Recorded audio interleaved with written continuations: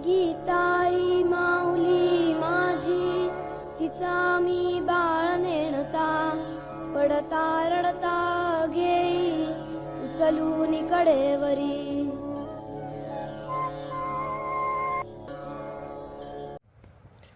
आप सभी को जय जगत। मेरा नाम रूपा अनूप कुमार बुतड़ा, वर्धा, महाराष्ट्र से। आज दिनांक 20 जून, गीता प्रवचन अध्याय 10वां।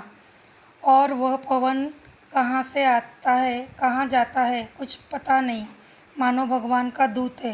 हिंदुस्तान में कुछ स्थिर हिमालय पर से आती है, कुछ गंभीर सागर पर से। यह पवित्र वायु हमारे हृदय को छूती है, हमें जागृत करती है, हमारे कानों में गुनगुनाती है। परंतु इस वायु का संदेश सुनता कौन है? जेलर ने यदि हमारा 4 पंक्तियों का पत्र न दिया तो हमारा दिल कट्टा हो जाता है। और ये मंदभागी क्या रखा है इस चिट्ठी में? परमेश्वर का यह प्रेम भरा संदेश वायु के साथ हर घड़ी आ रहा है, और उसे सुनो। वेदों में अग्नि की उपासना बताई गई है। अग्नि साक्षात नारायण है। कैसे उनकी दैत्य दीप्यमान मूर्ति है। 2 लकड़ियों को रगड़ते ही वो प्रकट हो जाता है। कौन जाने पहले कहाँ छिपा था, कितना गर्म, कितना तेजस्वी। वेदों को जो पहला ध्वनि निकला वही अग्नि की उपासना लेकर ही। अग्निमुळे पुरोहित यज्ञस्य देव मृत्युंजयम होता रत्नधातम मम। जिस अग्नि की उपासना से वेदों का आरंभ हुआ है, उसी ओर देखते हैं।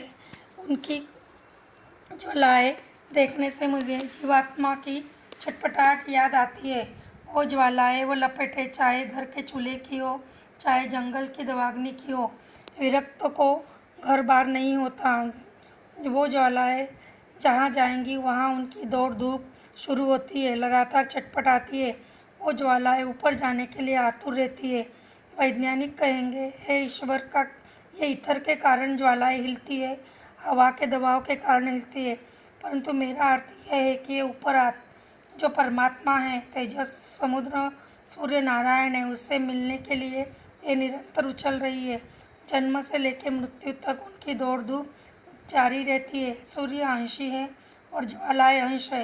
अंश आंशी की ओर जाने के लिए छटपटाता रहता है। वो लपटों में बुझे जाएंगी तभी वो दौड़ धूप बंद होंगी, वरना नहीं।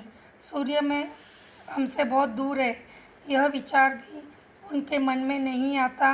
वो इतना ही जानते कि अपनी शक्ति पृथ्वी से ऊपर उछलती चली जाए। यह अग्नि का क्या, मानो उसके रूप में प्रज्वलित वैराग्य ही प्रकट हुआ है। इसीलिए वेदों की पहला ध्वनि निकली, अग्नि मिले।